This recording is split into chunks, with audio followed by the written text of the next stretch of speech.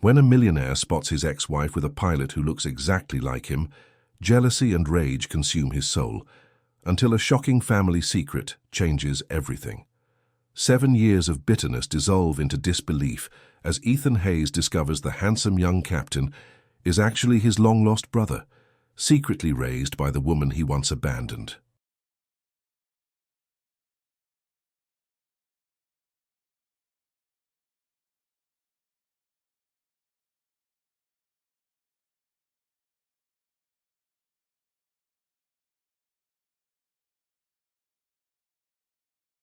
His dying father's confession reveals a web of deception that stretches back decades, forcing Ethan to confront the devastating truth. While he chased wealth and status, Naomi quietly protected the family he never knew existed. As scandal threatens to destroy everything he's built, Ethan must make an impossible choice between the empire that defines him and the second chance at love he never deserved.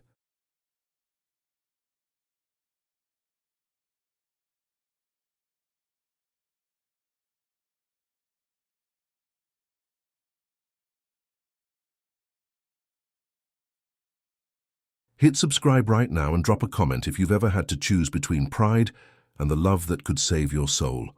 Ethan Hayes tapped his foot on the shiny floor of Boston Logan Airport. His private jet was running late, and he hated waiting. At 38, he had everything money could buy: a penthouse, fancy cars, and a beautiful fiancée. But the one thing he'd lost years ago still haunted him. He checked his expensive watch and sighed. That's when he saw her, Naomi, his ex-wife.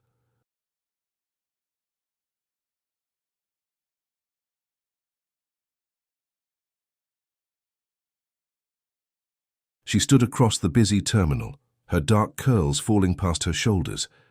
Her brown skin glowed under the airport lights, and her smile, that same smile that once lit up his world, was aimed at someone else.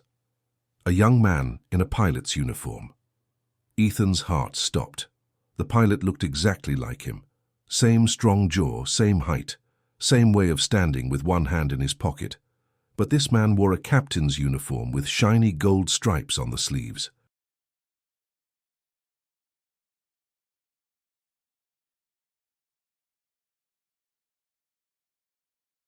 The young pilot laughed at something Naomi said, and she touched his arm with easy familiarity. Ethan's stomach twisted. His hands began to sweat. "A pilot?" he whispered, his voice shaking with sudden jealousy. Without thinking, he pulled out his phone and cancelled his flight. He had to know who this man was. Why did he look so much like him? And what was he doing with Naomi? His Naomi. The pair turned toward the airport cafe, and Ethan followed, keeping his distance.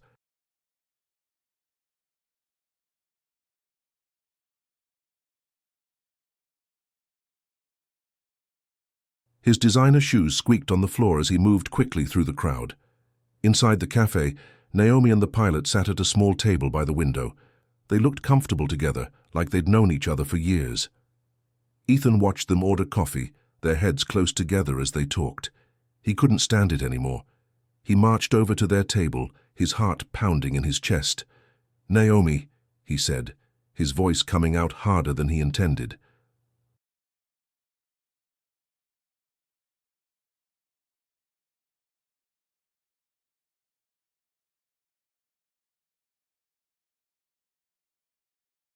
She looked up, and her warm smile vanished instantly. Her dark eyes widened in shock, then narrowed. "Ethan," she said, her voice cool and distant, "what are you doing here?" The pilot looked between them, confused. Up close, the resemblance was even more striking. This young man could have been Ethan's twin, except for his age. He looked to be in his late 20s. "I could ask you the same question," Ethan said, nodding toward the pilot. "Who's this?" The pilot stood and offered his hand.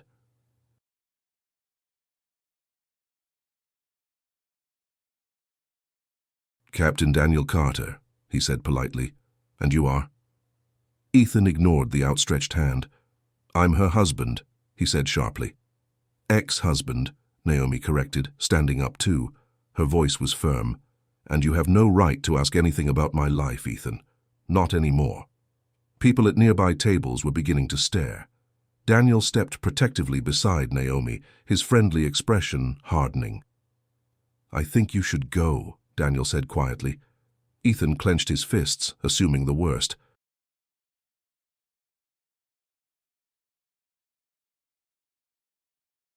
This handsome young pilot must be her lover. The thought made his blood boil. "How long has this been going on?" Ethan demanded. Naomi grabbed her purse. "I don't owe you any explanations," she said. "Come on, Daniel. We're leaving." She brushed past Ethan, and Daniel followed. Ethan stood frozen, watching them walk away through the terminal's glass doors. Later that night, Ethan sat alone in his penthouse. The city lights twinkled outside his floor-to-ceiling windows, but he barely noticed.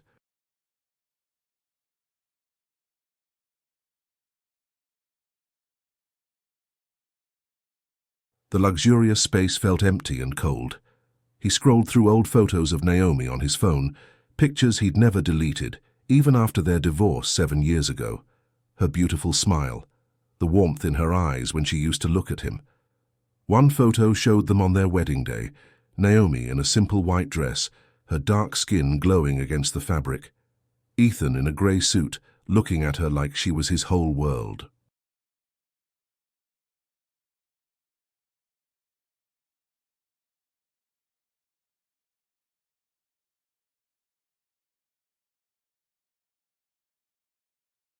What had happened to that love? Memory flashed through his mind like a painful movie. "She's not good enough for our family," his father had said. "A struggling actress. Please, you need someone with connections, with our kind of background." Ethan had defended Naomi at first, but weeks of his father's disapproval wore him down. When Naomi lost their baby in the 5th month of pregnancy, Ethan had been devastated.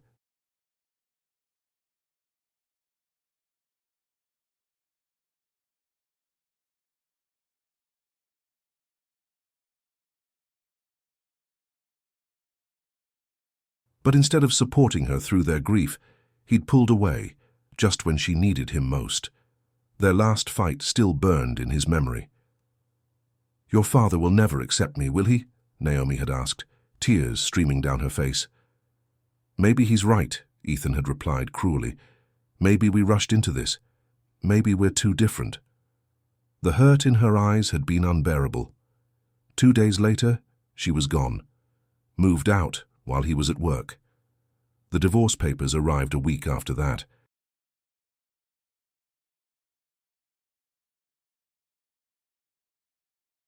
And now here she was, 7 years later, with a man who looked exactly like him. "Maybe she moved on," Ethan whispered to the empty room. "Found someone who looks like me but treats her better." The thought was like a knife in his heart. The next morning, Ethan read an article about Captain Daniel Carter. The young pilot had safely landed a plane after an engine failure, saving the lives of over 100 passengers. The article praised his quick thinking and steady nerves under pressure.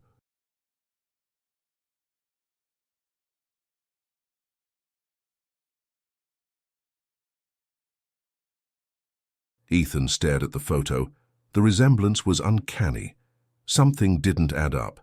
He decided to visit the airline hangar where Daniel worked. He told himself it was to discuss a possible sponsorship deal, but the truth was simpler. He had to know more about this man. The hangar was busy with mechanics and flight crew. Ethan asked for Captain Carter and waited, his heart racing. "Mr. Hayes?" Daniel approached, professional and polite.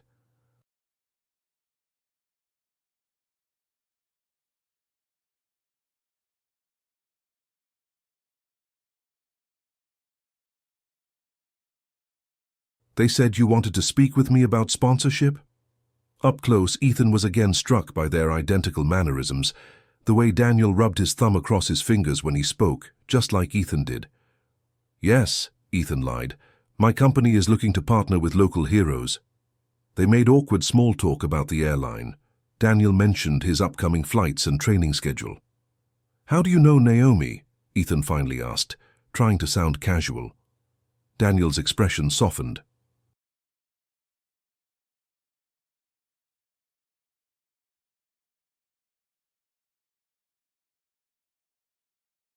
She raised me after my mum died, after she lost someone she loved. He paused, watching Ethan carefully. She's the strongest person I know. Ethan's hands began to shake. The timeline didn't make sense. If Daniel was in his late 20s, Naomi would have been too young to raise him from birth. "Who are you to her?" Ethan whispered after Daniel was called away. That evening, Ethan drove to his father's estate outside the city.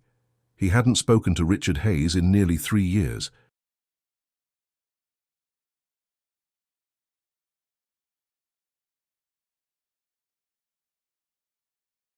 Their relationship had been strained ever since the divorce. Richard had gotten what he wanted when Ethan left Naomi. But something broke between father and son that day. The grand house looked the same, perfectly maintained but cold and unwelcoming. Richard answered the door himself, surprising Ethan. At 62, his father looked older than Ethan remembered. His hair had gone completely grey, and deep lines marked his face. "Ethan," Richard said, his voice flat. "This is unexpected."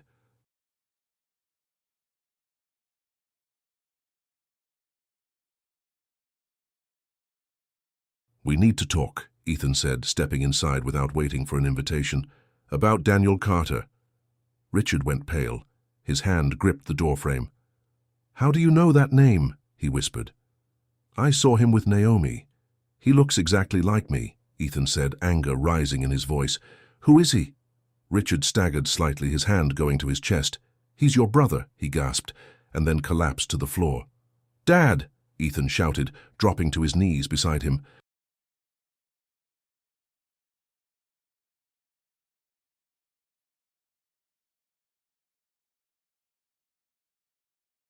Richard's face was ashen, his breathing shallow. With shaking hands, Ethan called 911. "Stay with me," he pleaded, holding his father's hand as they waited for the ambulance. "Please, Dad, stay with me." Sirens wailed in the distance, growing louder as Ethan squeezed his father's cold hand. The next morning, Ethan sat beside his father's hospital bed. Richard had survived the heart attack, but the doctors said he was lucky.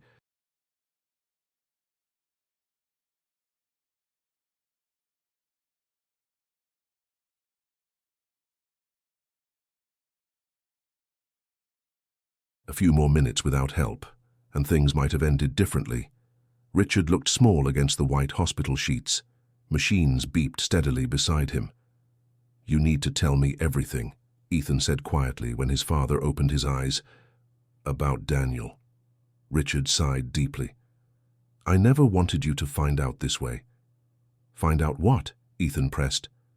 "After your divorce," Richard began, his voice weak. "Naomi came to see me.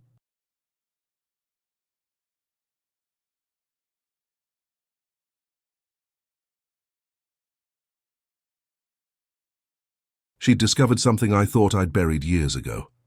Ethan waited, his heart pounding. "I had an affair long ago," Richard continued. "Before you were born, with a flight attendant named Sarah Carter." Ethan's mouth went dry. "She got pregnant, had a son, Daniel, but she never told me. She died when the boy was just 10 years old." Richard's eyes filled with tears. "Naomi found out about him through some old letters of Sarah's that surfaced. She tracked him down in foster care.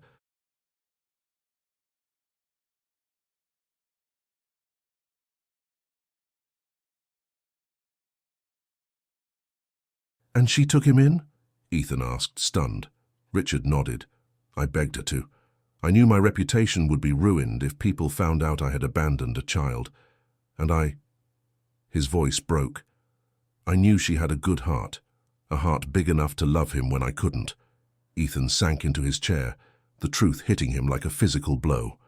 Naomi had taken in his half-brother after their divorce. She had raised the child his father had abandoned.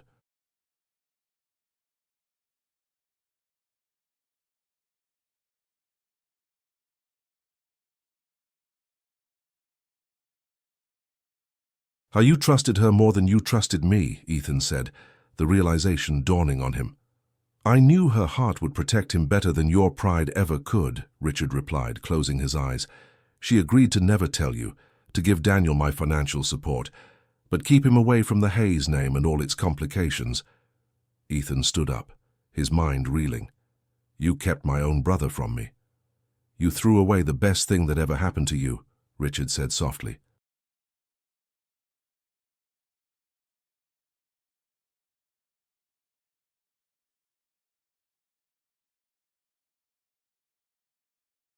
I didn't think you deserved another chance to do the same to him. Hours later, Ethan drove to Naomi's neighborhood. It was a modest suburb, nothing like the luxury high-rise where he lived. Her small house had a front porch with potted plants and a swing. It looked like a home, warm and inviting, just like Naomi herself. His hands were sweating as he knocked on the door. When Naomi opened it, her expression shifted from surprise to wariness. "Now you know," she asked, her voice bitter.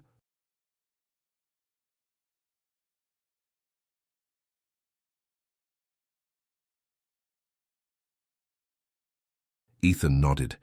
"My father told me everything about Daniel, about what you did for him." "I didn't do it for you," she said firmly. "I know," Ethan replied. "You did it because you're a good person. Better than I ever was."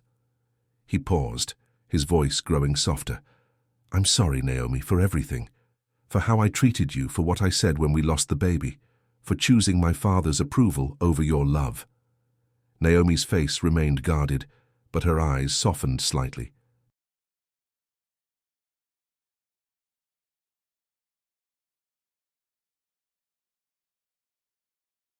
"Daniel isn't your project, Ethan," she said. "He's family, mine. I've protected him for 7 years, and I won't let you swoop in and disrupt his life." Ethan nodded. "I understand, but I want to make things right. Somehow." Naomi didn't invite him in. "It's too late for that." As Ethan turned to leave, he looked back. "Thank you for taking care of him when I couldn't, when I didn't even know he existed."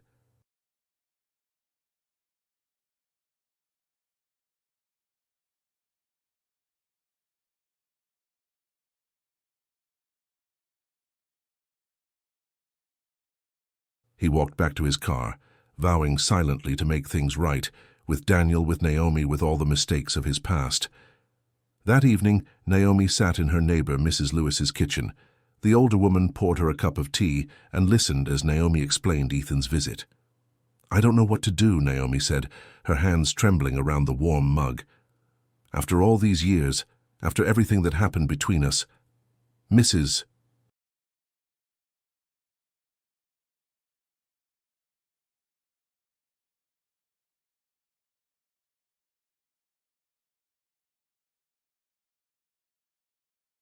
Lewis, a kind-faced woman with grey-streaked hair, sat across from her. "You never stopped loving him, did you?" Naomi looked down. "It doesn't matter if I did." "But forgiveness doesn't mean forgetting," Mrs. Lewis said gently. "You can open your heart again without ignoring the past." Through the window, they saw headlights pull into the driveway, Daniel returning home from his flight. He came inside, still in his uniform, and instantly sensed the tension.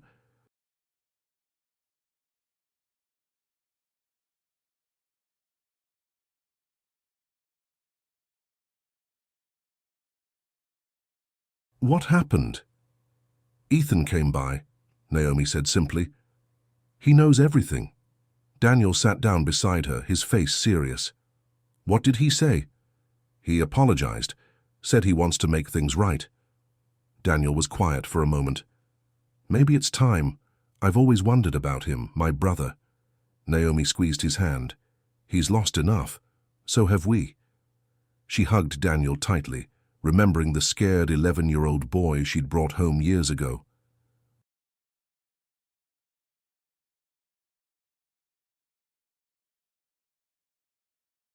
How they'd built a family together, just the two of them. How they'd healed each other's loneliness. The next morning, Ethan woke early.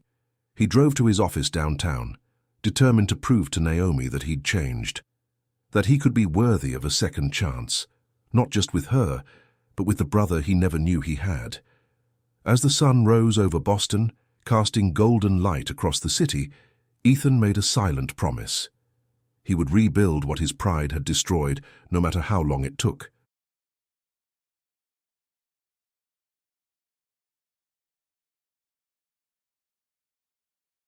The next day, Ethan sat in his office staring at his computer screen. He'd spent the morning researching Naomi's life. She wasn't a struggling actress anymore. Now she taught art at a small community school in a neighborhood that needed more beauty and hope. The school's website showed photos of smiling children holding paintbrushes. In one picture, Naomi stood in the background, her face glowing with pride as a young girl showed off her colorful painting. Ethan clicked on the donate button.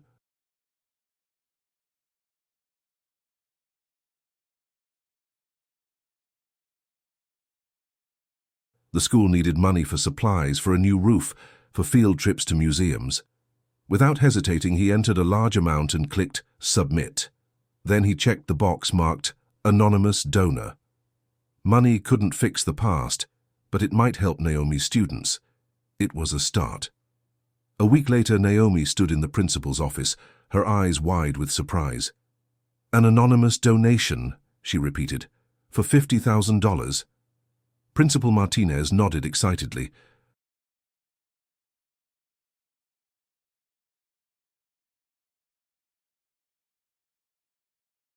Yes, we can get those new easels, replace the leaky roof, and still have enough for the museum trips you wanted to take the children on.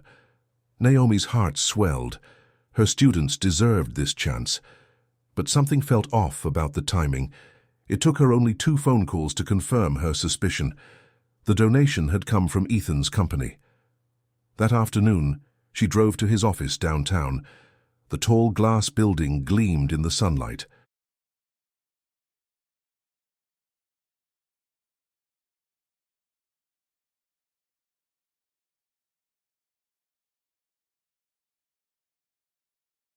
Inside, people in expensive suits hurried past as Naomi approached the front desk. "I need to see Ethan Hayes," she said firmly. The receptionist looked her up and down, taking in Naomi's simple dress and the paint stains on her fingers. "Do you have an appointment?" "No, but Naomi?" Ethan's voice came from behind her.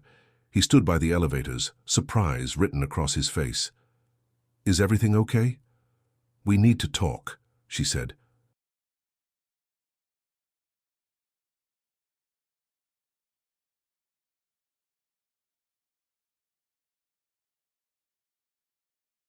He led her to his office, a large corner room with views of the city. Awards and business magazines with his face on the cover lined the walls. "Why did you donate to my school?" she asked directly. Ethan sat on the edge of his desk. "How did you know it was me?" "It wasn't hard to figure out," she replied. "What are you trying to do, Ethan? You think money is love?" His face softened. "No, but it's a start to making things right." He paused. "Those kids deserve good things. So do you."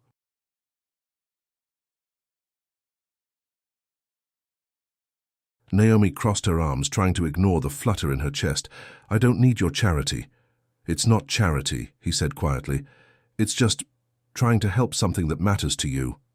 Naomi turned away, conflicted. The money would help her students, but accepting it felt like opening a door she'd kept firmly closed for 7 years.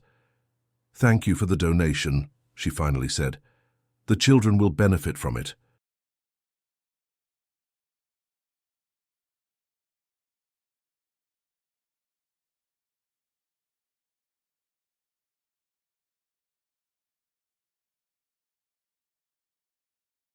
As she left, Ethan watched her go, hope stirring in his heart for the first time in years.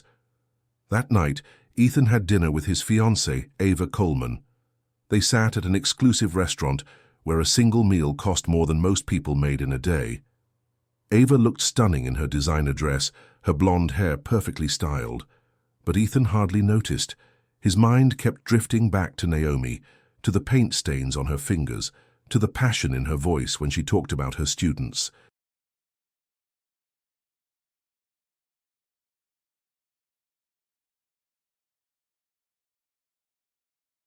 "Ethan, are you listening to me?"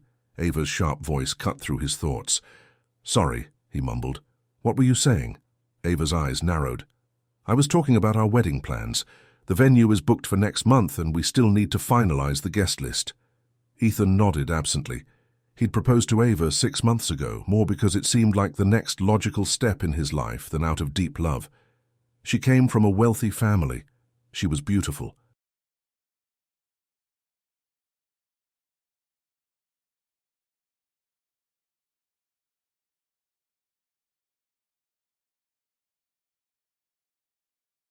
She understood his world of business deals and social climbing, but sitting across from her now, all he could think about was Naomi's warm smile. "You've been distracted all week," Ava said, setting down her fork. "What's going on with you?" "It's work," Ethan lied. "Big deal coming up." Later that night, while Ethan was in the shower, Ava checked his phone. She found Naomi's name in his recent calls. Frowning, she did a quick search online and found photos of Naomi at her art school.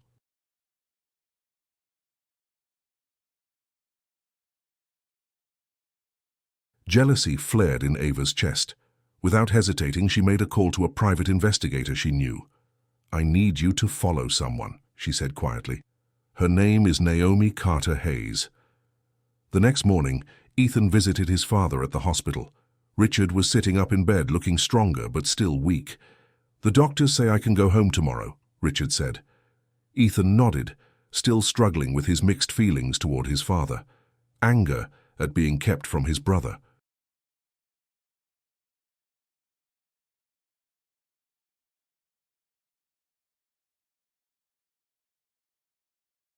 Guilt for not being there when Richard needed him. "Have you seen Daniel again?" Richard asked. "Not yet," Ethan replied. "I'm giving him space." Richard sighed. "Fix what you broke, son, before it's too late." Ethan looked out the window at the city skyline. "I'm trying." When he returned home that evening, a package waited for him. Inside was a small painting of a bridge at sunset. No note, but he recognized Naomi's artistic style immediately.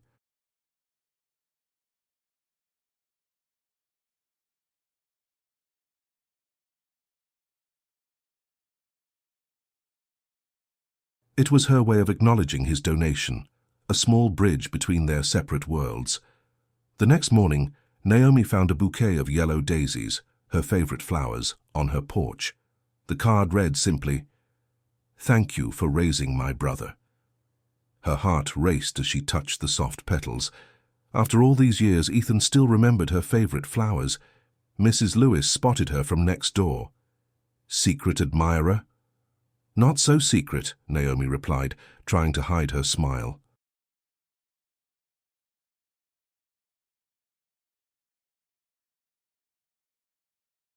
She spent the day teaching her students about colors and emotions.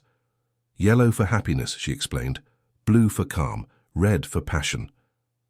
But her mind kept returning to the flowers, to Ethan. That evening she drove to his building. The doorman raised his eyebrows but let her up to the penthouse floor. Ethan opened the door, surprise written across his face. "Naomi." She held out the card from the flowers. "I came to return this." "You didn't like them?" "That's not it." She hesitated.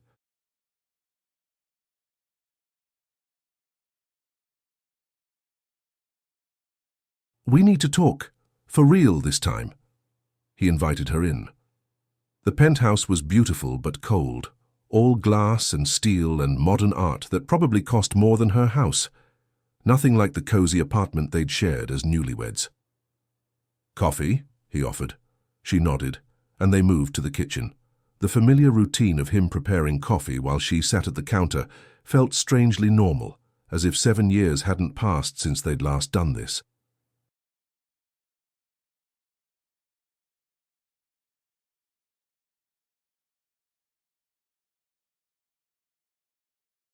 "I saw my father today," Ethan said, handing her a steaming mug. "He told me more about Daniel, about how you found him." Naomi warmed her hands around the cup. "After we divorced, I was cleaning out some old boxes and found a letter addressed to you from someone named Sarah Carter. It had been mixed in with some of my things by mistake." "My father's affair," Ethan said. Naomi nodded. "The letter mentioned a son, your half-brother.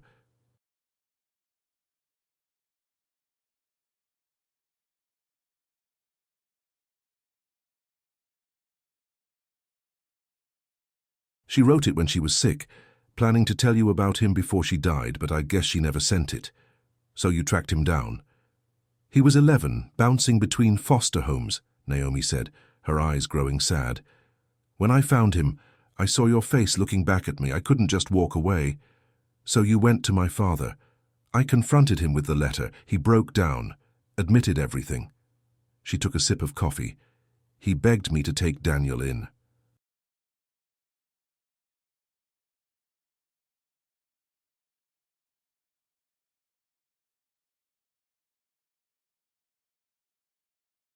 Said he'd pay for everything, but the boy couldn't know who his father was yet. And you agreed? Ethan asked, still amazed by her compassion. Naomi's eyes welled up. He trusted me because you didn't. The words hung between them, heavy with hurt and history. I was wrong, Ethan said softly. About everything. Naomi set down her cup. It's too late to change what happened. Is it? Ethan asked. She stood up, suddenly afraid of the feelings stirring inside her. I should go. As she left, her hand brushed against his. The simple touch sent electricity through them both. Later that evening, there was a knock at Ethan's door. He opened it to find Daniel standing there, still in his pilot's uniform. Naomi said I should talk to you, Daniel said awkwardly. She said you're trying to make things right. Ethan invited him in, his heart racing at finally having a chance to know his brother. I have a ceremony next week, Daniel said.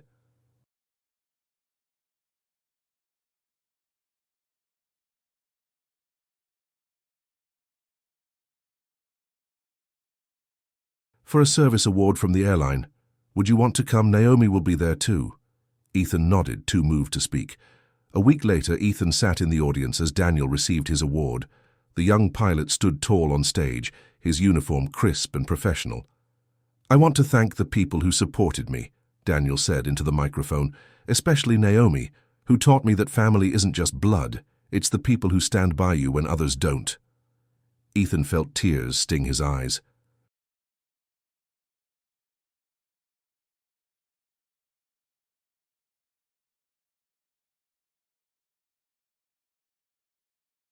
After the ceremony, Daniel invited him to dinner with Naomi at their favorite restaurant. The three of them sat together at a table by the window. The conversation was awkward at first, but slowly warmed as they shared stories and found common ground. You both have the same laugh, Naomi observed with a smile, and the same way of talking with your hands.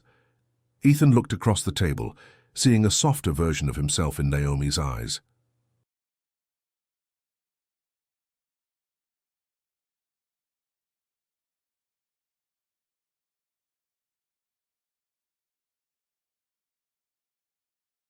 For the first time in years, he felt something close to happiness. A few days later, Ava was scrolling through her social media feed when she saw photos from the airline ceremony. There was Ethan, sitting next to Naomi, clapping as Daniel received his award. Another photo showed the three of them at dinner afterward, laughing together. Anger boiled inside her. She stormed into Ethan's office without knocking. "Who is she?" Ava demanded, holding up her phone with the photos.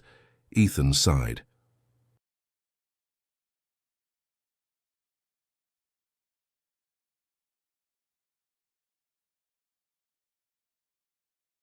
"My ex-wife.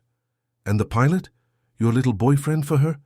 Is this why you've been so distant lately? You're cheating on me with your ex?" "It's not like that," Ethan said calmly.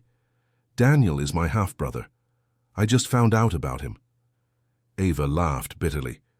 "So you just happened to reconnect with your gorgeous ex-wife at the same time? Do you think I'm stupid?" "Ava, please!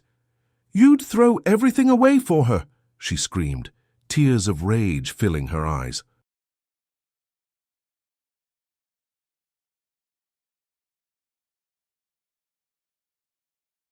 "Our wedding, our future, everything we've built." Ethan stood up, suddenly clear about what he wanted. "I already did once," he said quietly. "Never again." He gently took the diamond ring from her finger. "I'm sorry, Ava, but this isn't right for either of us." Ava's face hardened. "You'll regret this," she hissed, slamming the door as she left. That evening, Naomi received a strange call from a number she didn't recognize. "Ms. Carter Hayes?" a man's voice asked.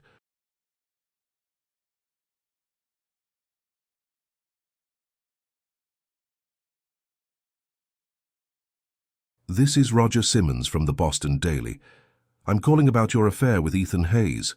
Naomi nearly dropped the phone. "Excuse me? There's no affair." "Sources say differently," the reporter pressed. "Care to comment on your relationship with your ex-husband and the young pilot who accompanies you both?" "No comment," Naomi said firmly, ending the call. Her hands shook as she opened her laptop. She searched Ethan's name and gasped.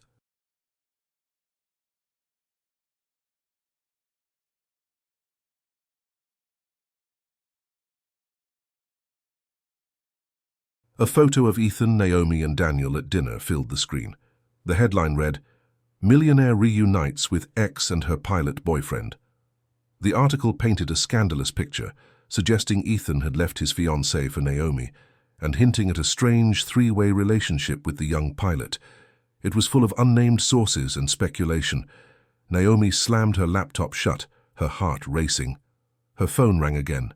This time it was Principal Martinez.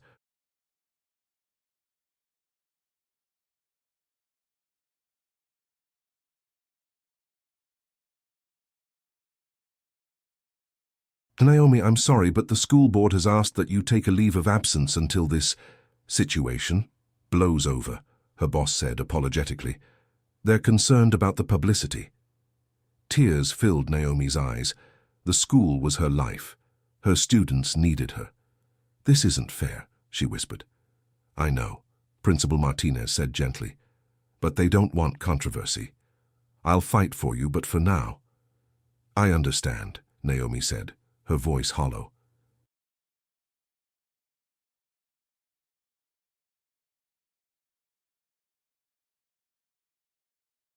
Rain began to fall outside, matching her mood. She sat in her darkened living room, feeling her carefully built life crumbling around her. The doorbell rang. Through the window she could see Ethan standing on her porch, soaked from the rain. She opened the door, anger suddenly replacing her sadness. "Did you see the article?" she demanded. "I'll fix this," he said, water dripping from his hair. "I promise."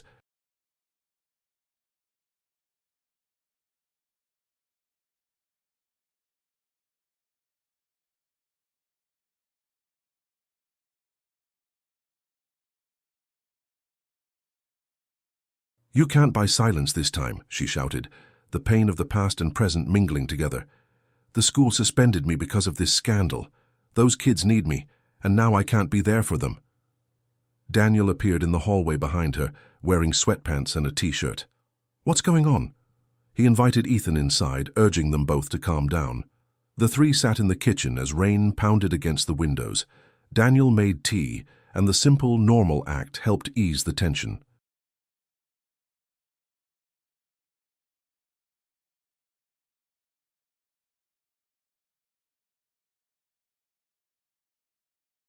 Naomi's anger softened as she saw the genuine regret in Ethan's eyes. "Ava must have planted the story," he explained. "We broke up yesterday." "You broke your engagement?" Naomi asked, surprised. Ethan looked at her directly. "It wasn't right. It never was." He hesitated. "I never stopped loving you, Naomi.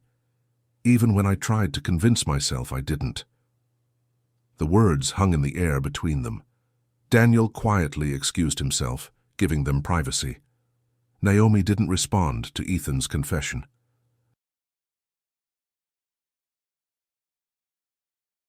Instead, she asked, "How will you fix the story?" "I'll hold a press conference. Tell the truth about Daniel being my brother. Clear your name." They talked late into the night, making plans.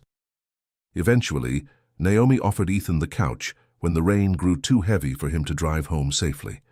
The next morning, Naomi woke to find Ethan asleep on her couch, his face peaceful.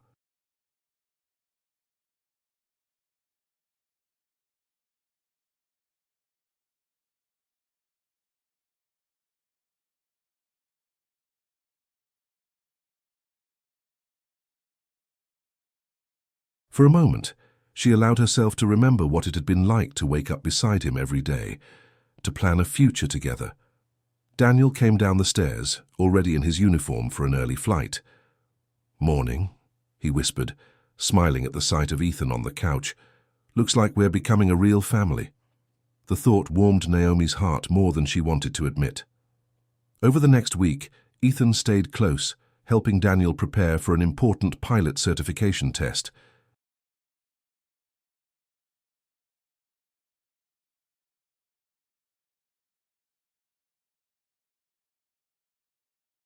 The three of them fell into a comfortable routine, sharing meals, watching movies together, talking late into the night. Daniel taught Ethan about flying. Ethan helped Daniel understand the complicated business world their father had created. And Naomi watched them, her heart growing fuller as the brothers found each other after so many lost years. One evening, they sat on the couch watching an old movie, one that Naomi and Ethan had loved during their marriage.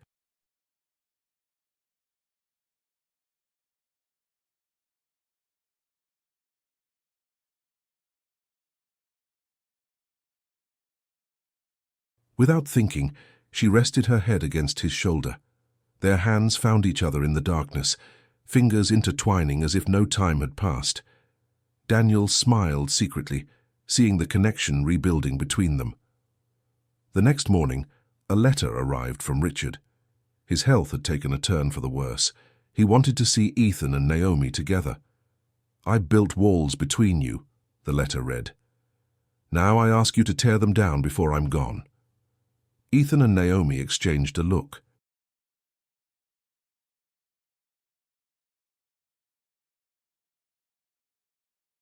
Despite everything, they couldn't refuse a dying man's wish.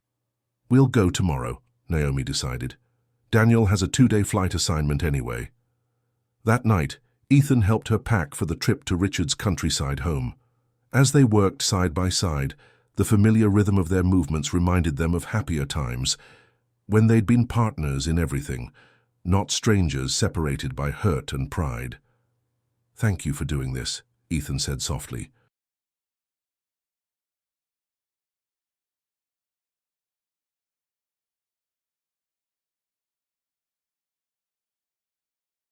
"For giving my father a chance to make amends."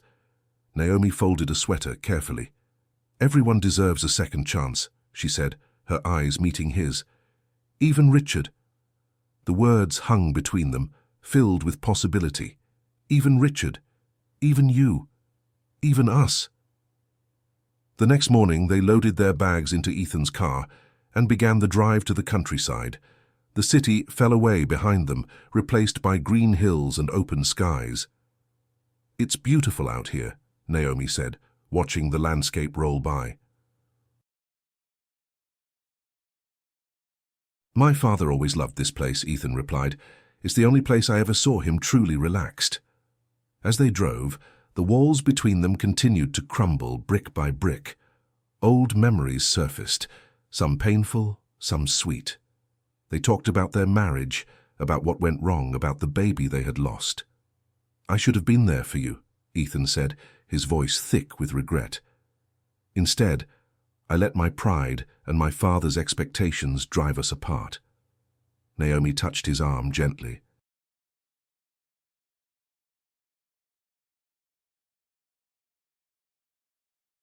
"We were both young, both broken in our own ways."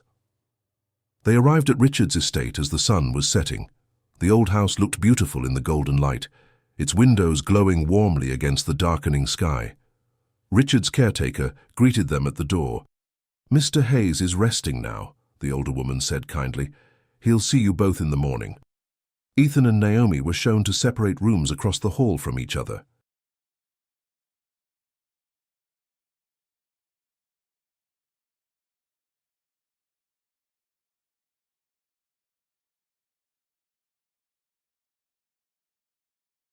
As they parted for the night, their hands brushed again, a small touch filled with unspoken feelings. "Good night, Naomi," Ethan said softly. "Good night," she replied, her heart beating faster as she closed her door. Outside, the first stars appeared in the sky. Inside the old house, something new was beginning to grow from the ashes of the past. Sunlight filtered through the curtains, waking Naomi gently. For a moment, she forgot where she was.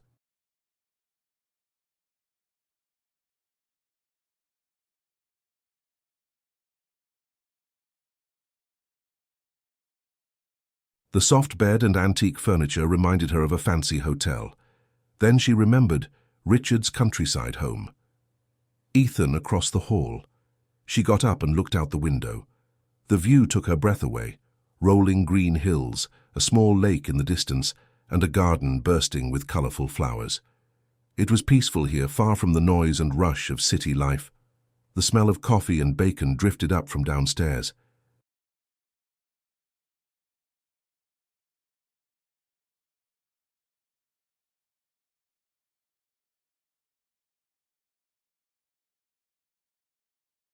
Naomi dressed quickly in simple jeans and a blue sweater, then headed toward the kitchen.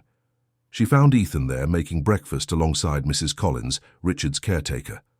The scene was surprisingly domestic, Ethan flipping pancakes while the older woman prepared a tray.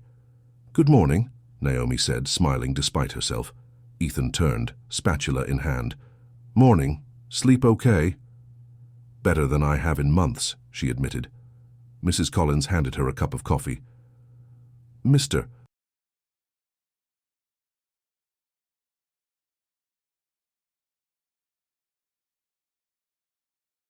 Hayes is awake and asking for you both. I was just about to bring up his breakfast." "We can take it," Ethan offered, piling the pancakes onto a plate. Together, they carried the breakfast tray upstairs to Richard's room. Naomi's heart beat faster with each step.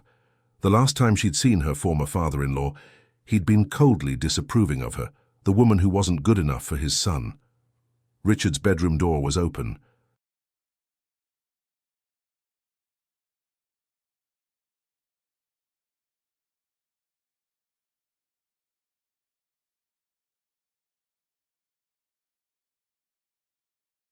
Inside, the once powerful businessman looked small against his pillows. His face was pale, his hands thin where they rested on the blanket, but his eyes lit up when he saw them standing together in the doorway. "You came," he said, his voice weaker than Naomi remembered. "Both of you." Ethan set the tray on the bedside table. "We're here, Dad." Richard's eyes fixed on Naomi. "Thank you for coming. I know I don't deserve your kindness."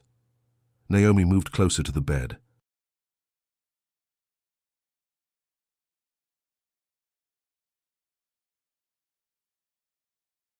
"Your letter said you wanted to talk to us." Richard nodded slowly. "I need to say things while I still can." He reached for Ethan's hand. "Help me sit up more."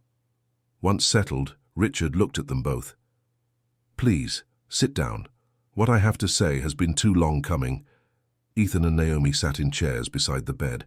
The morning light cast a warm glow across the room, making everything feel slightly unreal, like a dream. "I made terrible mistakes," Richard began. "With both of you. With Daniel."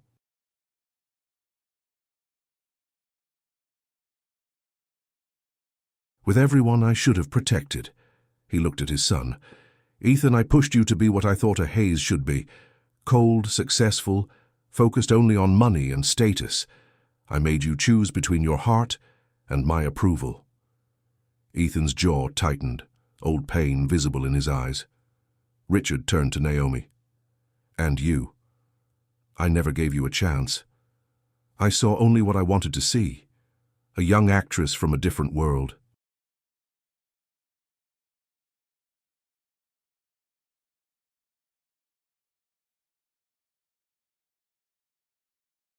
"Not the loving, strong woman who made my son truly happy for the first time in his life."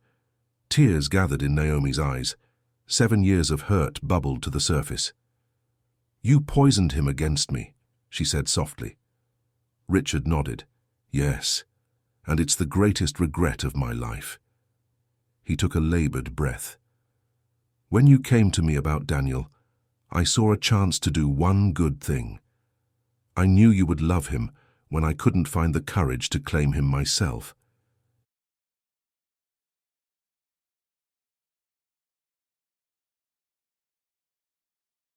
Breakfast forgotten, they talked through the morning. Richard confessed how he'd watched from a distance as Naomi raised Daniel into a fine young man, how he'd seen Ethan grow successful but unhappy, surrounded by wealth but empty inside. "She was the best part of you," Richard told his son. "I was too blind to see it then." By afternoon, Richard's strength was fading. He asked for paper and pen, then signed several documents with a shaky hand.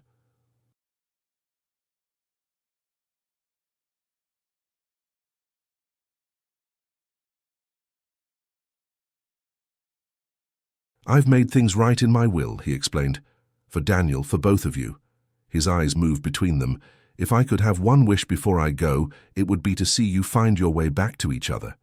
Ethan and Naomi exchanged a glance, neither ready to make promises. "We should let you rest," Naomi said gently. That evening, they ate dinner on the patio, watching the sunset paint the sky in shades of pink and gold.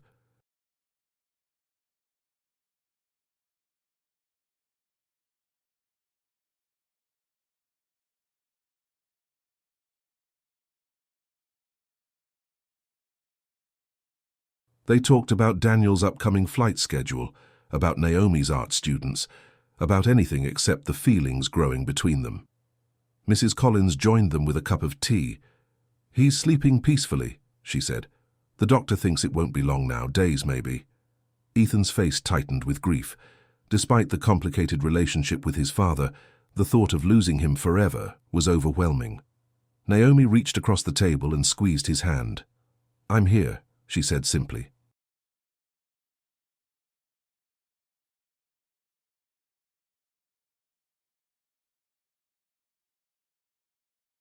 Later that night, Ethan sat alone in the garden, struggling with his emotions. Naomi found him there, staring up at the stars. "Can't sleep?" she asked, sitting beside him on the stone bench. He shook his head. "Too many thoughts." "Want to share them?" Ethan was quiet for a moment. "I spent so many years angry at him. Now I'm about to lose him, and all I can think about is the fishing trips we took when I was a kid. How he taught me to ride a bike. The good parts I tried to forget."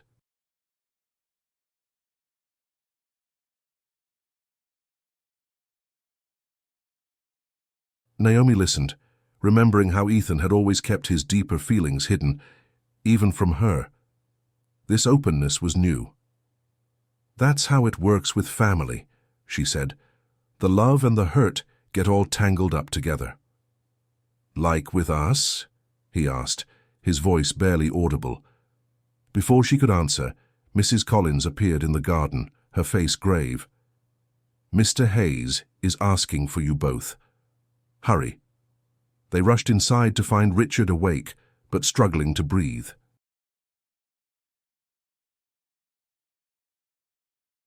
The doctor had been called but hadn't arrived yet. "Sit with me," Richard whispered.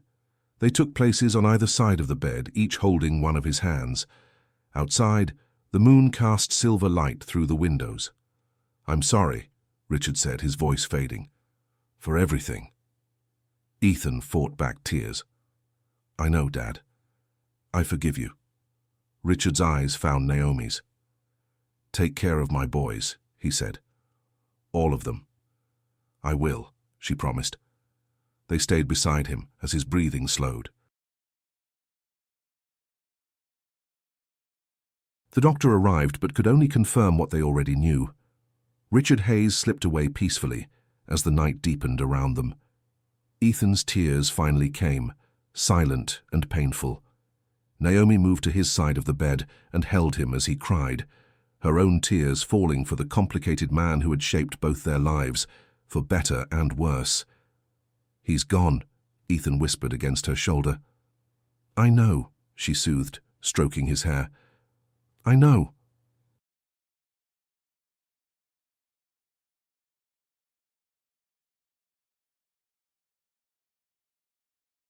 They stayed that way until dawn broke over the hills, painting the room with soft light. In grief, the walls between them crumbled completely. While Ethan made necessary phone calls, Naomi called Daniel. He was devastated at the news, but promised to arrange his flight schedule to be home as soon as possible. "Take care of Ethan," Daniel said before hanging up. "He needs you now." The next day passed in a blur of arrangements and decisions.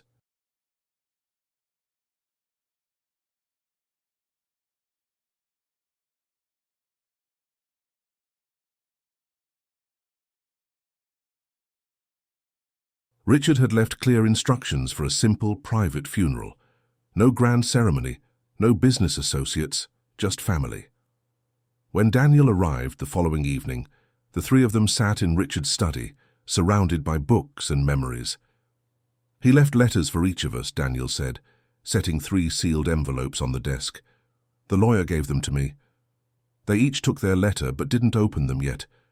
Some words were too precious, too painful to share."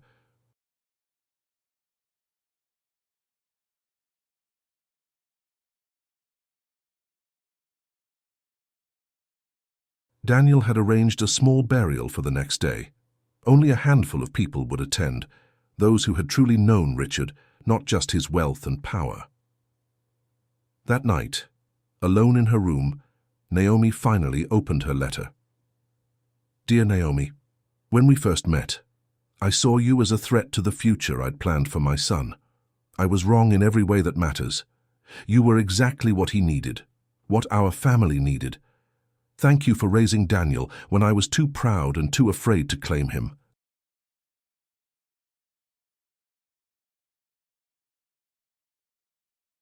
Thank you for showing him love when I showed only distance.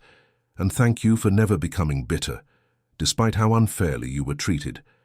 I leave this world knowing I don't deserve your forgiveness, but hoping that somehow the love you and Ethan once shared might find its way back. He has never been truly happy without you. With deepest gratitude and regret." Richard Hayes' tears blurred the words as Naomi folded the letter carefully.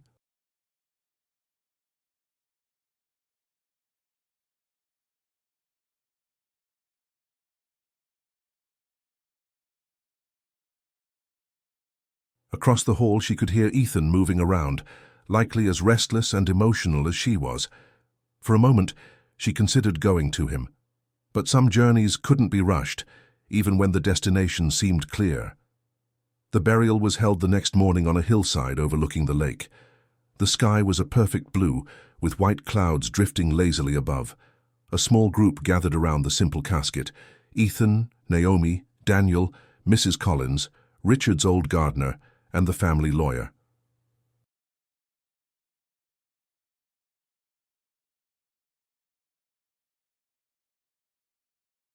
No elaborate eulogies were spoken. Instead, each person shared a brief memory of Richard, moments that showed the man behind the wealth and status. "He taught me to fish when I was 7, Ethan said. "He was more patient then, before business took over his life. He said the secret was to think like the fish." Daniel spoke of secret birthday cards that arrived each year, signed only "a friend," until he was old enough to know the truth. Naomi surprised herself by stepping forward.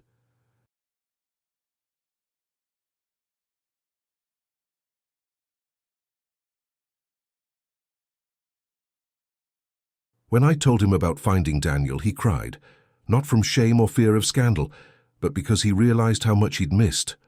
That's when I saw the real man behind the armor." After the simple ceremony, they walked back to the house together. Daniel put an arm around each of them. "He finally brought you back to us," he said softly. Ethan looked at Naomi over Daniel's shoulder, his eyes asking a question she wasn't ready to answer.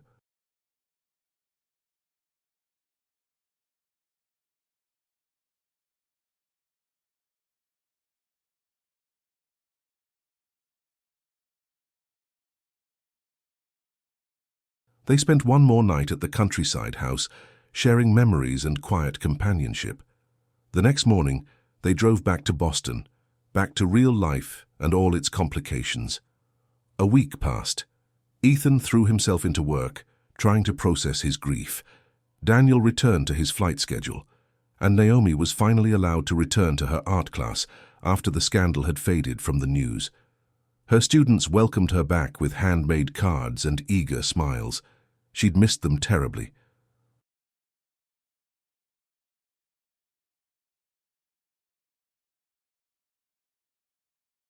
"Miss Carter, are you okay now?" asked Lily, a 9-year-old with bright eyes and endless questions. "I'm just fine," Naomi assured her, "and I've got a fun project for us today." They were painting landscapes when a familiar figure appeared in the classroom doorway. Ethan stood there, wearing jeans and a simple button-down shirt instead of his usual expensive suit. The children stared curiously at the stranger. Naomi's heart skipped a beat. "Can I help you?" she asked, trying to sound normal.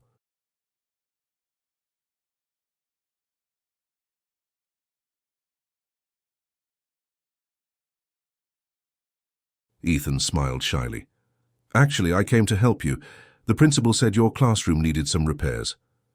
He nodded toward the back of the room, where several easels stood broken or wobbly on their legs. "I brought tools," he added, holding up a toolbox. The children watched with interest as Ethan moved to the back of the room and began fixing the easels. Some drifted over to watch, asking questions about his tools. "Are you Miss Carter's boyfriend?" one bold little boy asked.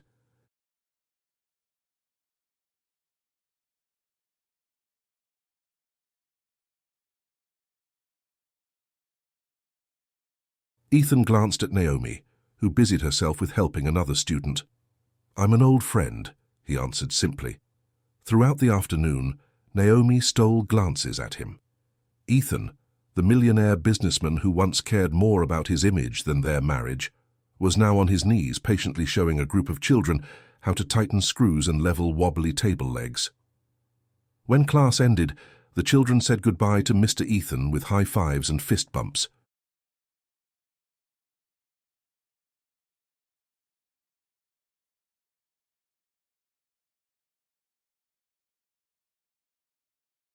His face glowed with a happiness Naomi hadn't seen in years. "You're good with them," she said as they cleaned up the classroom together. "They're amazing kids," he replied, "especially that little girl who kept correcting my screwdriver technique." Naomi laughed. "That's Maya. She helps her mom fix things at home."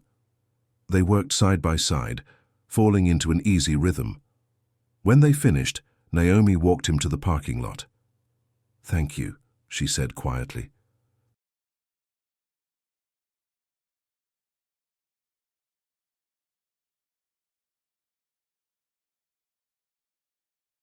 "The kids have needed those repairs for months." "I enjoyed it," Ethan said.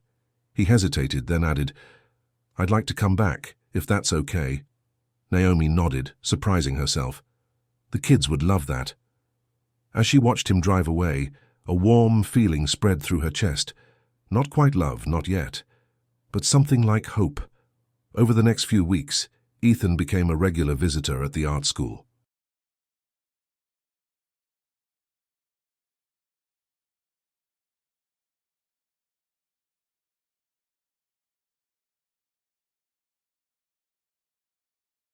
He fixed broken chairs, installed new shelves, and even taught a special class on building simple picture frames.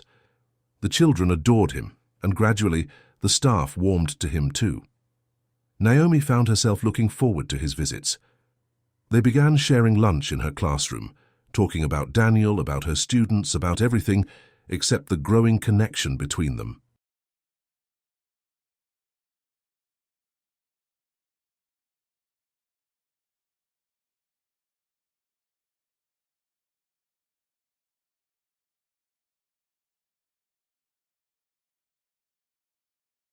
One Friday afternoon, Ethan arrived with a surprise: tickets to an art exhibit featuring one of Naomi's favorite painters. "It's tomorrow," he said. "Daniel's coming too. I thought maybe we could all go, then have dinner afterward." Naomi agreed, trying to ignore the butterflies in her stomach. It wasn't a date, not really. Just three people who cared about each other spending time together. The exhibit was everything she'd hoped for.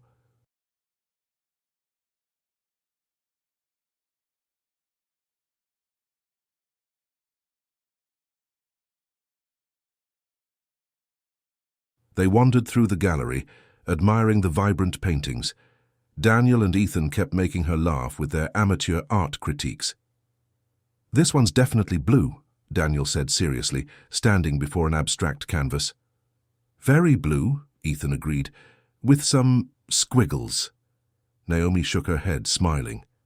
You two are hopeless. After the gallery, they had dinner at a small Italian restaurant. The conversation flowed easily, punctuated by laughter and comfortable silences.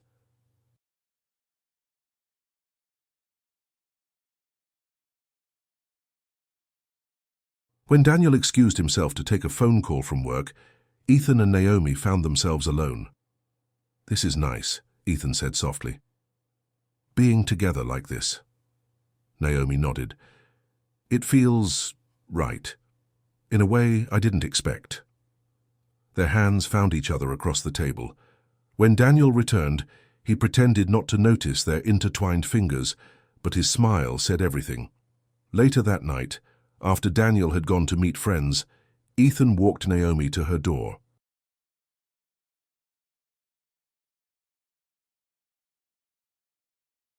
I should go, he said, though he made no move to leave. Naomi looked up at him, 7 years of hurt and love and complicated feelings swirling inside her. Yes, you should. But when he leaned down, his lips found hers in a gentle kiss that felt like coming home after a long journey. Her arms circled his neck, pulling him closer. When they finally broke apart, Naomi's heart was racing. We should take things slow, she whispered. Ethan nodded, pressing his forehead to hers.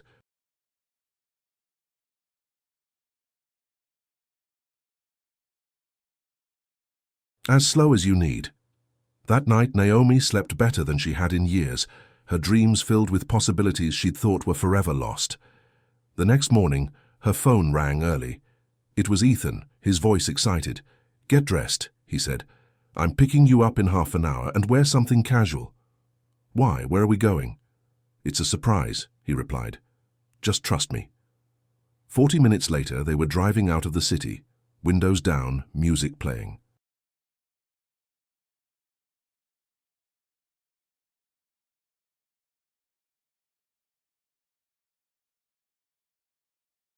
Naomi couldn't remember the last time she'd felt so free, so young. They arrived at a beautiful park overlooking a lake. Ethan opened the trunk to reveal a picnic basket, a blanket, and, to her surprise, art supplies. I remember how you used to love painting outdoors, he said. I thought maybe you'd like to today. The fall colors are perfect. Naomi's throat tightened with emotion. This was the Ethan she'd fallen in love with years ago, thoughtful, romantic, seeing her in ways others didn't.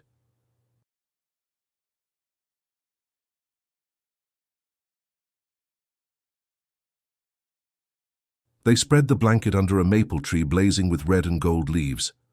While Naomi set up her easel, Ethan unpacked the picnic, fresh bread, cheese, fruit, and her favorite chocolate dessert. Children played frisbee nearby, their laughter carrying on the breeze. Ethan joined them for a while, running and jumping with carefree abandon. Naomi sketched him from a distance, his tall figure outlined against the blue sky, his face alight with joy.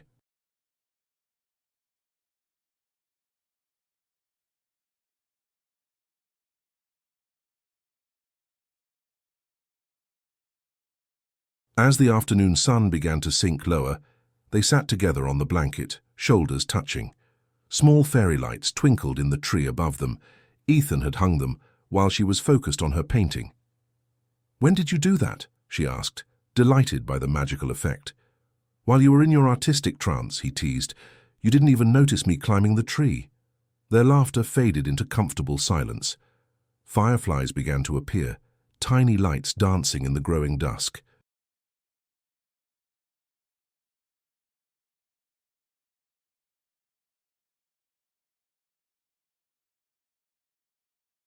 Naomi, Ethan said softly, I need to tell you something.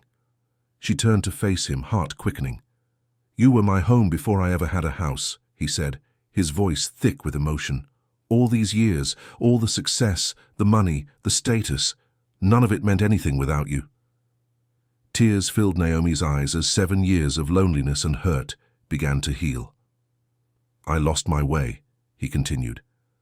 I let my pride and my father's expectations blind me to what really mattered.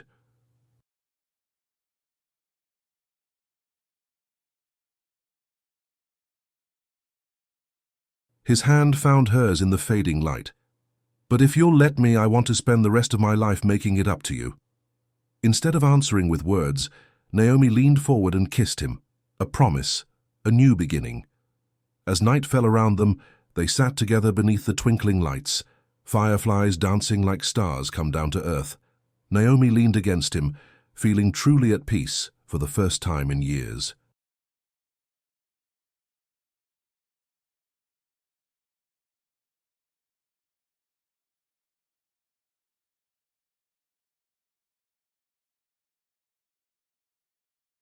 They were so lost in their renewed connection that neither noticed Daniel watching from a distance, a smile on his face as the family he'd always wanted finally came together. But their happiness was about to face one final test. A few days later, Ethan was working in his office when his assistant knocked urgently on the door. "Mr. Hayes, there's something you need to see right away." She handed him a legal document. As Ethan read it, his face darkened with anger and disbelief.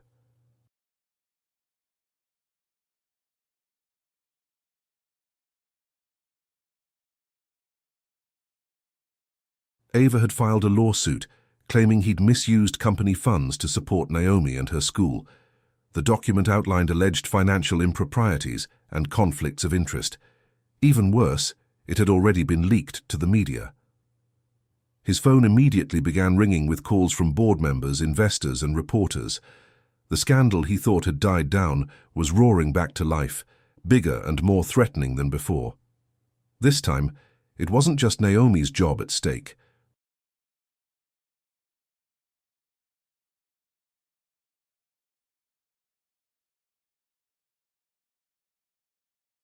It was everything Ethan had built over the years. He called Naomi immediately. "Have you seen the news?" "It's just coming on now," she said, her voice tight with worry. "Ethan, this is serious." The media was framing it as a salacious story of a CEO diverting company resources to fund his mistress's pet projects. Photos of the school, of Naomi teaching, even of Ethan fixing easels appeared on screen with suggestive captions. The company board called an emergency meeting.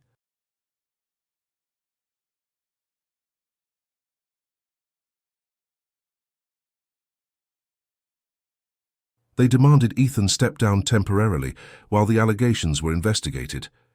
That night he went to Naomi's house, exhausted and worried.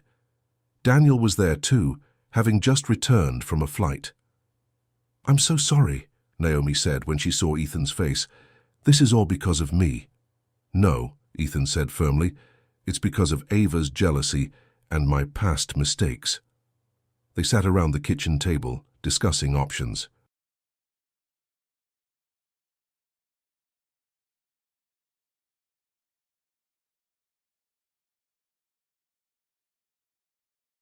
The lawsuit was flimsy.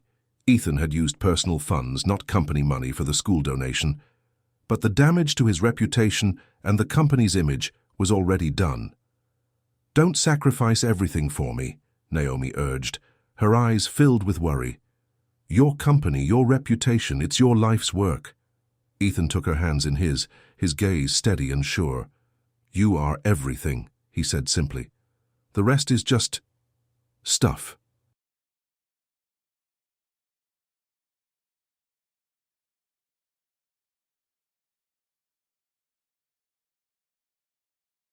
In that moment, surrounded by the two people who mattered most to him, Ethan knew exactly what he needed to do. Days after the lawsuit broke, Ethan sat in his lawyer's office, surrounded by stacks of documents. The room was filled with tension as his legal team explained their options. "We can fight this," said Barbara, his lead attorney. "Ava's claims are weak. You used personal funds for the school donation, not company money."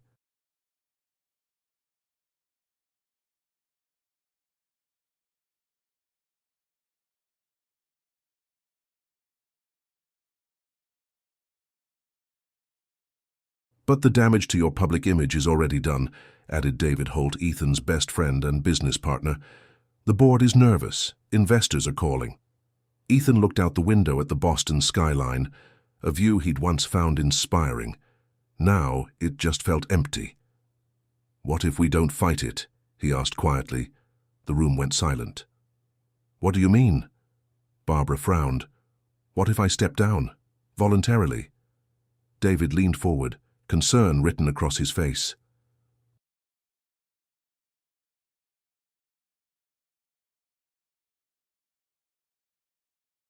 Ethan, you've built this company from nothing. Are you really willing to walk away? Ethan smiled, feeling strangely at peace with the idea. The company will survive without me. It's strong enough now. This is about her, isn't it? David asked, though his tone held no judgment. Naomi. Ethan nodded. I lost her once because I chose pride and status over love. I won't make that mistake again. Later that evening, Ethan drove to Naomi's house.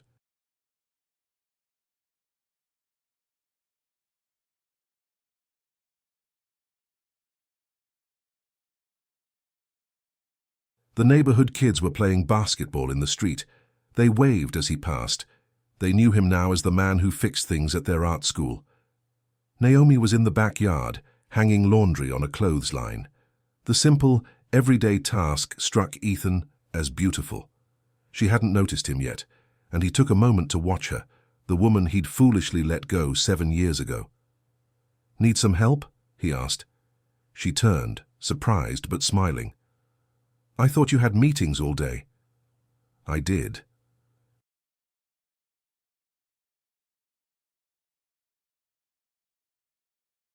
He took a wet shirt from the basket and hung it beside hers. I made some decisions. They worked together, hanging the rest of the laundry as Ethan explained his plan. With each word, Naomi's expression grew more troubled. You can't resign, she said, shaking her head. You've worked too hard to build that company. It's just a company, Ethan replied. It can't keep me warm at night or laugh at my bad jokes. But I'm holding a press conference tomorrow, he continued.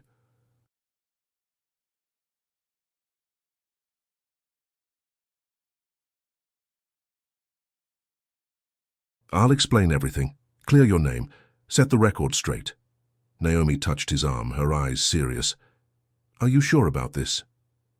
Instead of answering, Ethan reached into his pocket and pulled out a small, worn velvet box. I kept it, he said softly. All these years. He opened the box to reveal a simple gold band, Naomi's wedding ring, the one she'd left behind when she moved out 7 years ago. I'm not asking for anything, he said quickly. Not yet.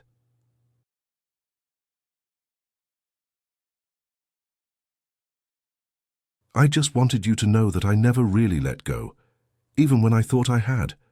Tears filled Naomi's eyes as she looked at the ring, a symbol of promises once made, then broken, and now perhaps possible again.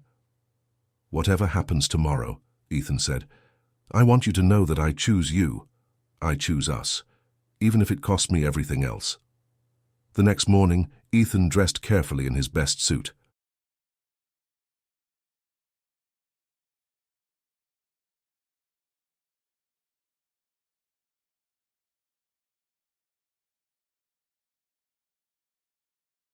As he adjusted his tie, his phone buzzed with text messages from David and other board members, urging him to reconsider. Instead of answering, he scrolled to a photo Daniel had sent last night, a picture of the 3 of them at the art gallery, laughing together. That was real. That was what mattered. The company conference room was packed with reporters, cameras, and microphones when Ethan arrived. Flashbulbs popped as he made his way to the podium.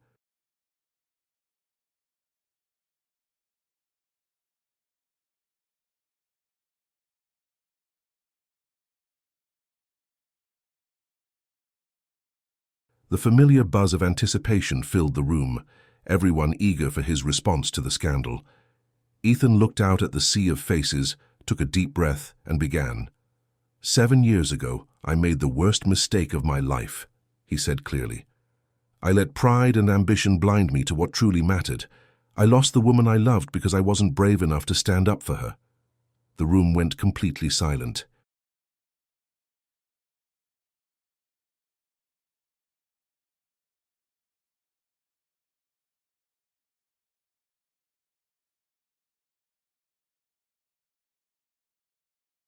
Recently, I've been given a second chance. Not just with Naomi, but with family I never knew I had. He smiled, thinking of Daniel. And I've learned that success isn't measured by the size of your bank account or the height of your office building. It's measured by the love you give and receive. He squared his shoulders and continued. So let me set the record straight. Yes, I donated money to Naomi Carter's art school, from my personal accounts, not company funds.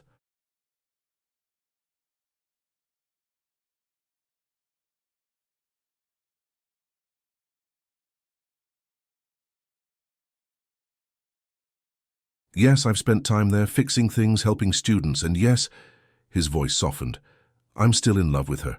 I never stopped. Cameras clicked rapidly, reporters scribbled notes. As for the allegations against me, they're false, but rather than drag this company through a long legal battle, I'm choosing to step down as CEO, effective immediately. Gasps and murmurs filled the room.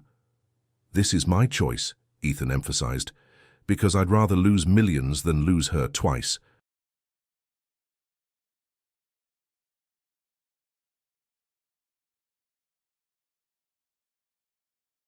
At home, Naomi watched the broadcast, tears streaming down her face.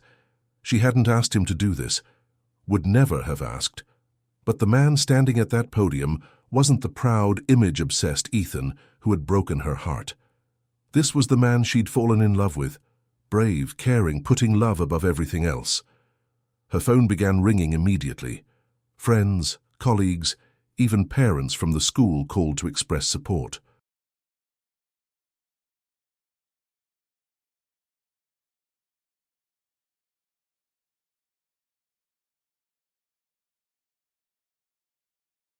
The story was already shifting in the media, from scandal to romance, from accusations to redemption.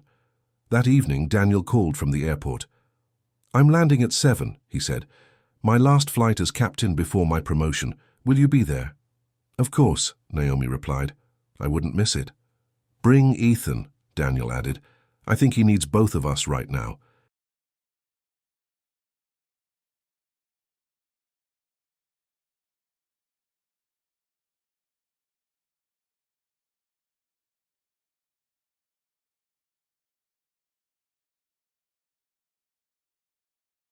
Naomi called Ethan, who was finishing up paperwork in his office, packing his personal items, saying goodbye to the company he'd built.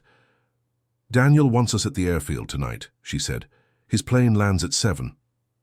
I'll pick you up at 6, Ethan promised.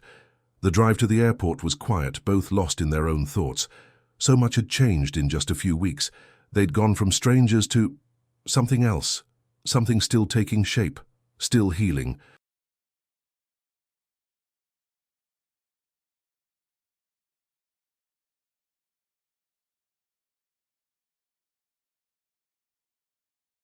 Are you really okay? Naomi asked as they parked at the airfield. About leaving the company? Ethan took her hand, his touch warm and sure. I've never been more certain about anything. The sunset painted the sky in brilliant shades of orange and gold as they stood beside the runway waiting for Daniel's plane. Airport workers moved around them, preparing for the landing. I keep thinking about when we first saw each other again, Naomi said, watching the horizon for Daniel's plane.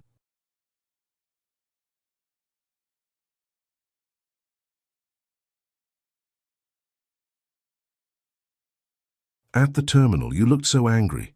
Ethan smiled at the memory. I was jealous, seeing you with someone who looked exactly like me, thinking he was your boyfriend? Naomi laughed. He was 11 when I took him in, more like a son to me. You raised him perfectly, Ethan said softly.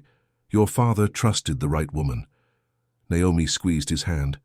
And I think I finally found the right man. The sound of an approaching plane drew their attention to the sky.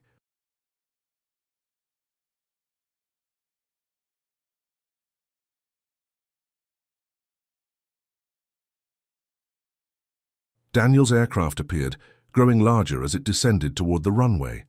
There he is, Naomi said proudly. They watched as the plane touched down smoothly, rolling to a stop on the tarmac. Minutes later, Daniel emerged, still in his captain's uniform, his smile visible even from a distance. He jogged over to them, accepting Naomi's tight hug. "Congratulations on your last flight as captain," Ethan said, extending his hand. Daniel ignored the hand and pulled his brother into a hug instead.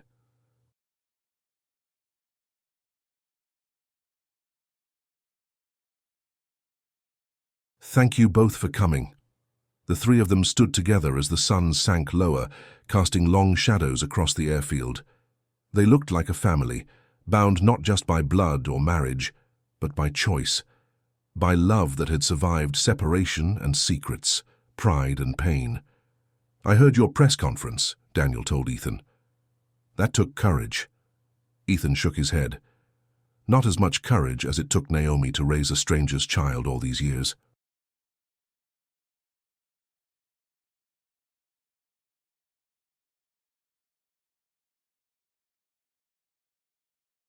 "Or for you to grow up without knowing your real family." "Well, we're all together now," Daniel said. "That's what matters." As they walked toward the parking lot, Daniel pulled ahead, giving Ethan and Naomi a moment alone. The golden light of sunset flooded the sky around them. "Do you remember what you said to me when we first met?" Naomi asked, looking up at Ethan. "At that party in college." Ethan smiled.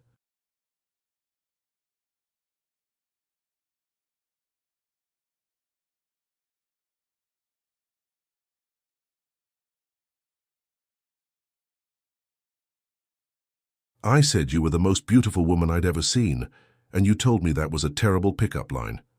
And then you said, 'It's not a line if it's true,'" they finished together, laughing at the memory. "You were wearing a blue dress," Ethan continued, "and you had your hair up with these little silver clips." "You remember that?" Naomi asked, surprised. "I remember everything about you," Ethan said, "even when I tried to forget." In the warm glow of sunset, he pulled her close.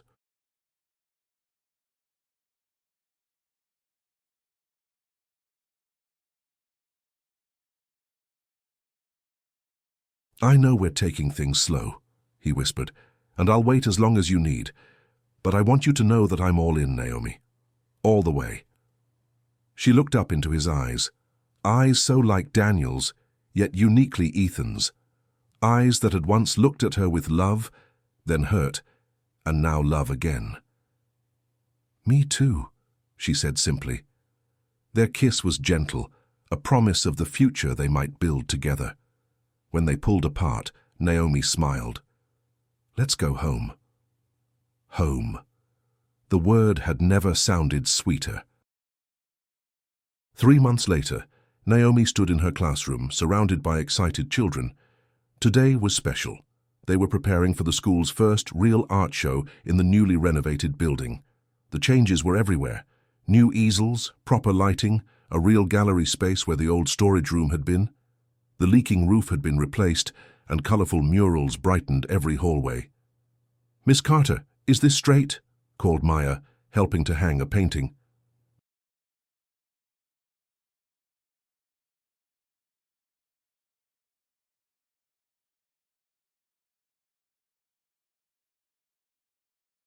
"Perfect," Naomi assured her, adjusting her own necklace, a simple gold chain with a small paintbrush charm that Ethan had given her last week. The door opened, and Ethan walked in carrying boxes of refreshments for the evening's event. He'd traded his business suits for more casual clothes these days, though he still consulted for his old company a few days a week. "The cookies have arrived," he announced, setting down the boxes to high-five several eager children. "Mr."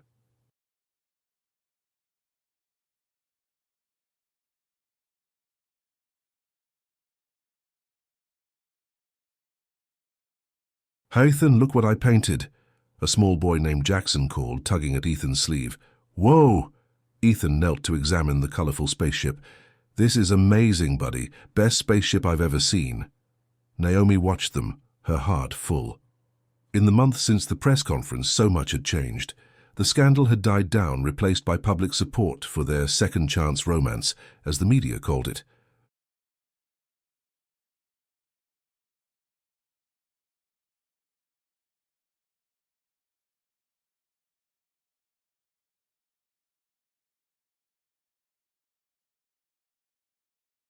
Ethan had used his business skills to help the school create a proper arts foundation, securing funding for years to come.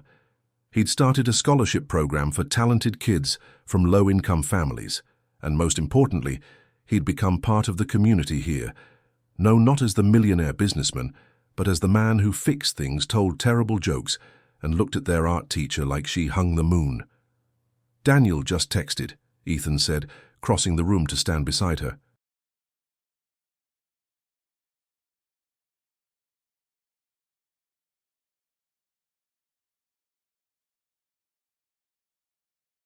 "His flight landed early. He'll be here for the show tonight." "Perfect," Naomi smiled. "Mrs. Lewis is bringing her famous punch, too." They worked side by side, preparing the classroom for the evening's guests. Their hands brushed as they arranged artwork, their movements in perfect sync. They'd found their rhythm again, but better this time, older, wiser, more appreciative of what they'd almost lost forever.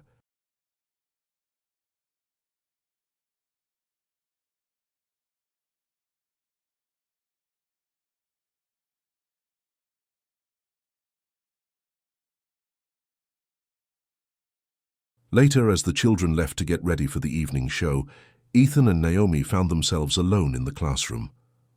"I have something for you," he said, reaching into his pocket. "Well, more of a question, really."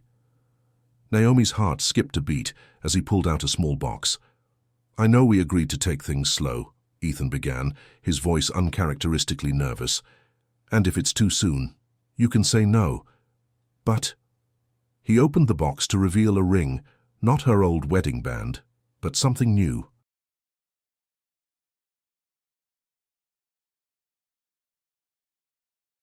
A simple silver band with a small emerald, the color of her favorite painting smock. "I don't want to waste any more time," he said softly. "Will you marry me?" "Again?" Naomi looked at the ring, then at Ethan's hopeful face. 3 months ago, this moment would have seemed impossible. Now it felt inevitable, like they'd been working their way back to each other all along. "Yes," she whispered. "Yes." The art show that evening was a huge success.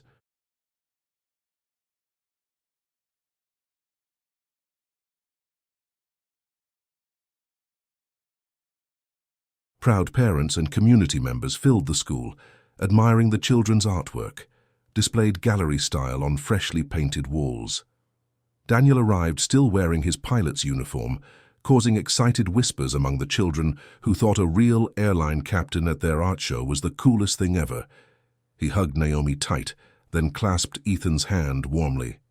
"Nice turnout," he said, looking around at the packed room.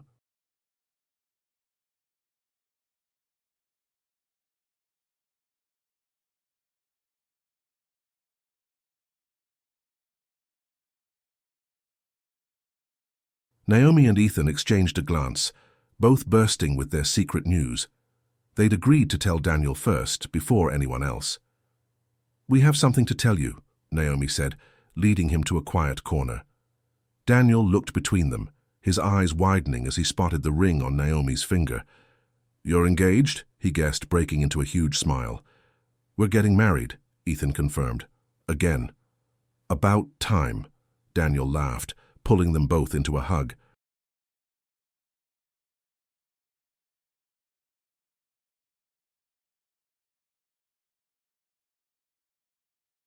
"I've been waiting for this since I saw you two at the airport that day. We wanted you to be the first to know," Naomi said. "You're the reason we found each other again." "When's the wedding?" Daniel asked. "Small ceremony, just a few weeks from now," Ethan replied. "Nothing fancy, just family and close friends." "And we have a question for you," Naomi added, her voice softening. "Would you give me away?" Daniel's eyes grew misty. "I'd be honored."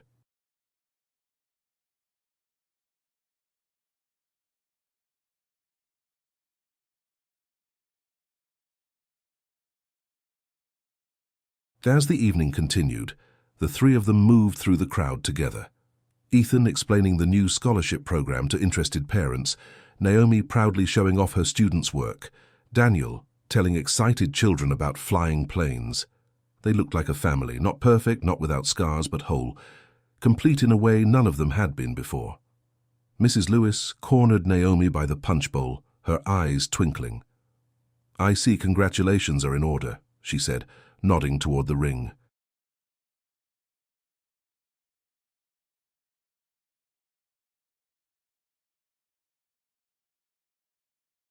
"News travels fast," Naomi laughed. "Happiness looks good on you," the older woman observed. "On both of you." Across the room, Ethan was kneeling beside a small girl in a wheelchair, listening intently as she explained her painting. His face was animated, genuinely interested in her artistic process. Nothing remained of the cold, status-conscious man who had once broken Naomi's heart. "He's changed," Mrs. Lewis said, following her gaze. "We both have," Naomi replied.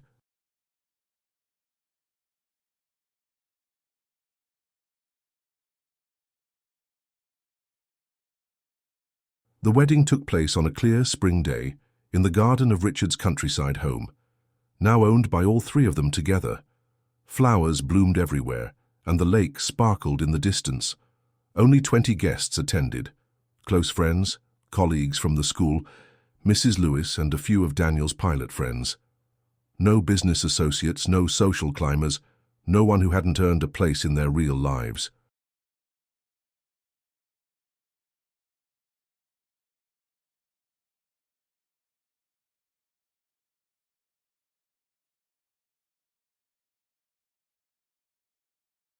Naomi wore a simple cream-colored dress, her dark curls crowned with tiny white flowers. Ethan waited beneath an arch of roses, looking more nervous than he had during any business deal.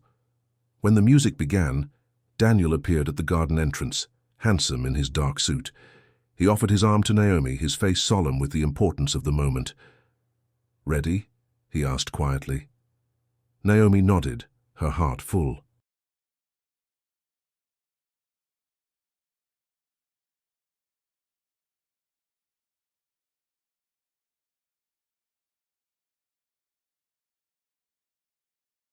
As they walked slowly down the garden path, she saw her past and future coming together. The pain of loss, the unexpected joy of raising Daniel, the shock of seeing Ethan again, and now, this second chance none of them had expected. At the arch, Daniel placed her hand in Ethan's, symbolically giving his blessing to their reunion. The gesture moved both brothers to tears. The ceremony was short but meaningful.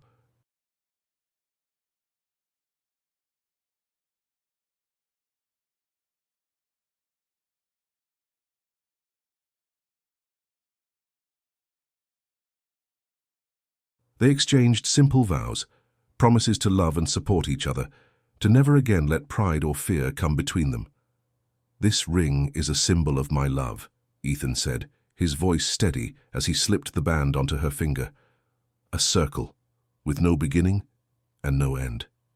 "This ring is a promise," Naomi responded, placing a matching band on his hand. "That I choose you, today and every day."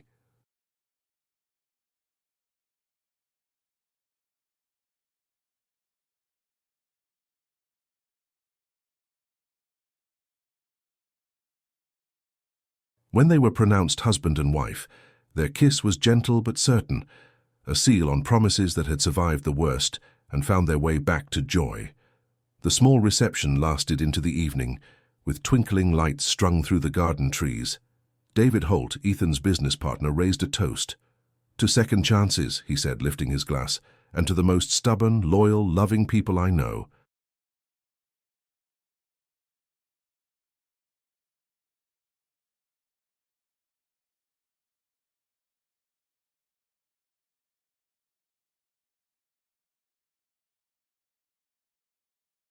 Later, as the music played and stars appeared overhead, Ethan and Naomi slipped away to the lakeside dock.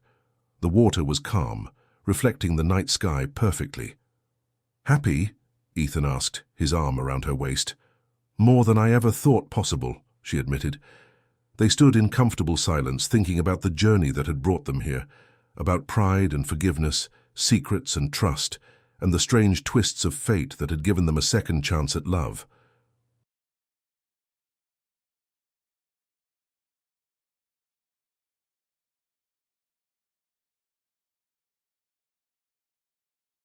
Look, Naomi said suddenly, pointing to the garden where Daniel was talking with Mrs. Lewis. Our family. Ethan smiled at the word. Our family, he repeated, the phrase tasting sweet. Above them, a shooting star streaked across the sky, a brief, brilliant light in the darkness. Naomi closed her eyes and made a silent wish, not for anything new, but for the preservation of what they'd found again. This love, this family, this second chance.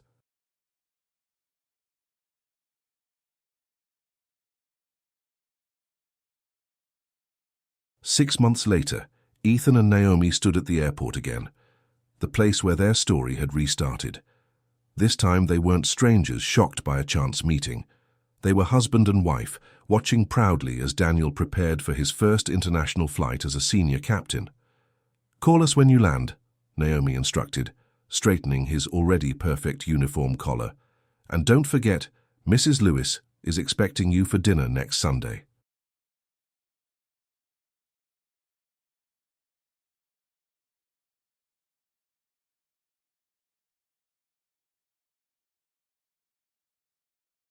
Yes, Mom, Daniel teased, used to her protective reminders. Bring us back something from Paris, Ethan added, clapping his brother on the shoulder.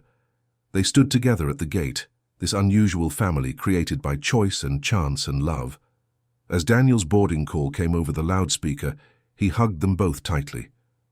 I still can't believe how lucky I am, he said, to have found both of you. We're the lucky ones, Naomi replied, her eyes shining with unshed tears.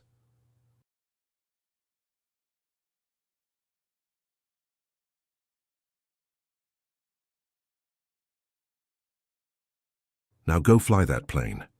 They watched until he disappeared down the jetway, then turned to walk hand in hand through the terminal, the same terminal where Ethan had spotted Naomi 7 months ago, setting this whole story in motion. It's strange to think about, Ethan mused as they walked. If I hadn't been delayed that day, if I hadn't looked up at that exact moment and seen you. Maybe it was meant to be, Naomi suggested. Some things are too important to leave to chance.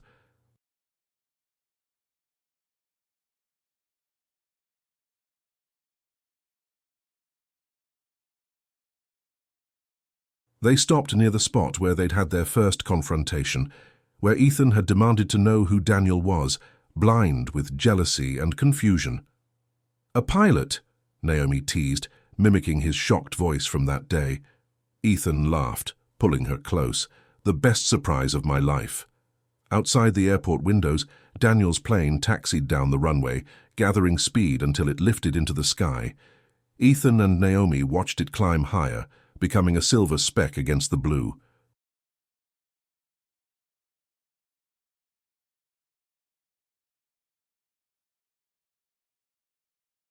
Ready to go home? Ethan asked, squeezing her hand. Naomi looked up at him, the man who had broken her heart and then, against all odds, helped put it back together again. Stronger, wiser, more capable of love than before. I am home, she said simply. As they walked toward the exit, Naomi thought about the strange path that had brought them here, about a father's secret child, about a woman's choice to raise a boy who needed love, about a proud man who had finally learned what really mattered.